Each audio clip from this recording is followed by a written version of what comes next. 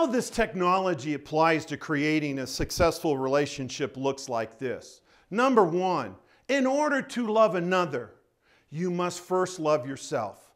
You must begin an outrageous, extraordinary love affair with you. Because when you do that, it's easier. It's easy to love you, to be in that place with you. And if your partner is having a bad day, who cares? You're having a crazy love affair with yourself. Secondly, in order to unconditionally love another, who must you unconditionally love first? Yeah, same rule. And we know when we study people, most people have a really hard time unconditionally loving themselves. They'll say, oh, I unconditionally love my kids. They're amazing, but oh, I know my flaws. I know all my weaknesses. Yeah, I'm not worthy of unconditional love. Bull crap. You are, just as your kids have flaws and faults. You love them anyway. You need to fall in love with you unconditionally. You'll work on your flaws and faults, but think about how much easier it would be to work from a place of unconditional love. Third, in order to create this extraordinary relationship, know this law.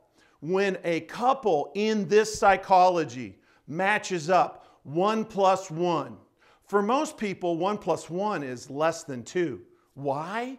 Because they compromise, because they believe they have to give something to get something in the relationship. And they're constantly running an equation. Well, I gave this, did I get that in return? I did this, did this come back to me? And as a consequence, if they're a good relationship, we study successful couples at the 80, 90th percentile, where love is pretty good, where happiness is pretty good, where conflict is down.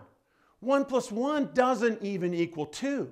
To create a successful relationship, what happens is, because you're having an outrageous love affair with you, 1 plus 1 gets to be bigger than 2 because you are privileged to love your partner. And you are a better man or woman because you have the honor to love them and they love you in return. Now you get to be a 1.5, they get to be a 1.5, and a successful relationship always builds a number bigger, higher, better than 2. It's a 3, it's a 4, it's a 5.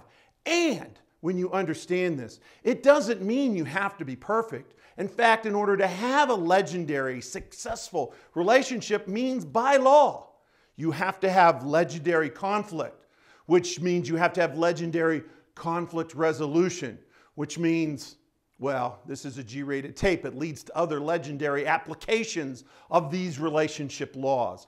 Successful relationships always begin when you love you.